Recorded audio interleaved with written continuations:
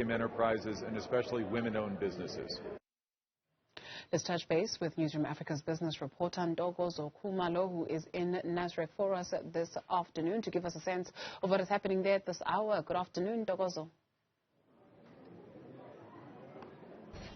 Good afternoon, Dudu. Well, I've moved just past lunch to the exhibition area just to see some of the businesses that are exhibiting coming from all over the continent, really. And where we are right now is at the medical devices manufacturers of South Africa, and just talking about the exports that go to the U.S., but the issue being that we're exporting raw products, but importing back refined products to then export again. And I am now joined by Anton, who is the association's in the management executive team. Thank you so much for talking to us.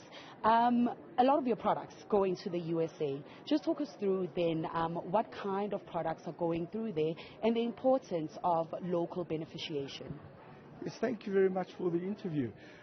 So many of our members do export to the USA, and in particular companies that manufacture dental and spinal implants.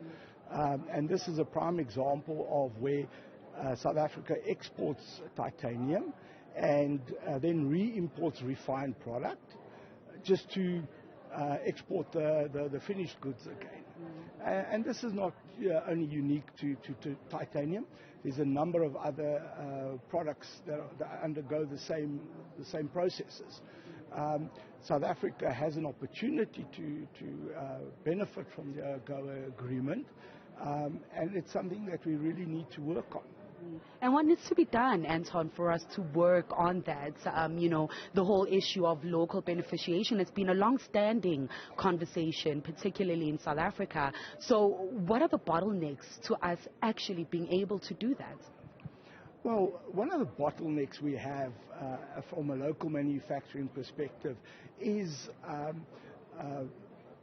the allocation of certain percentages of production that is specified for local manufacture.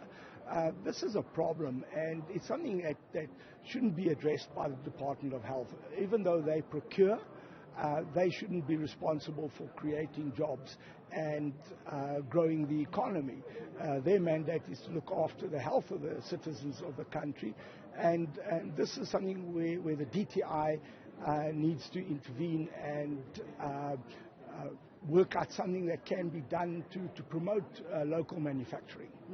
And Anton, we've been hearing African countries, including South Africa, looking for a longer term of extension when it comes to AGOA, 10 to 20 years being the call. Do you think in your industry that would help in terms of just enhancing what the industry gets out of AGOA?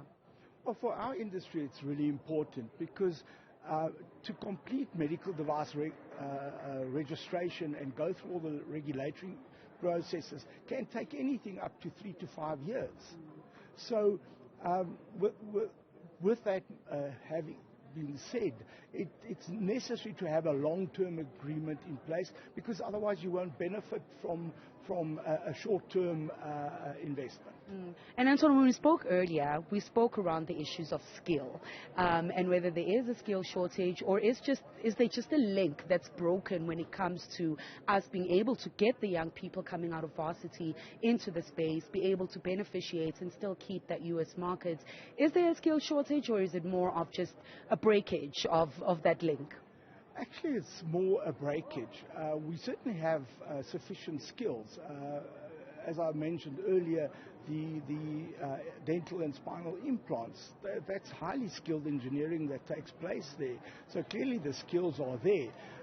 Where we lack is the bridge between academia and manufacturing, where we take the ideas that come from the academics and developed at university to a practical level where we can manufacture and export the product.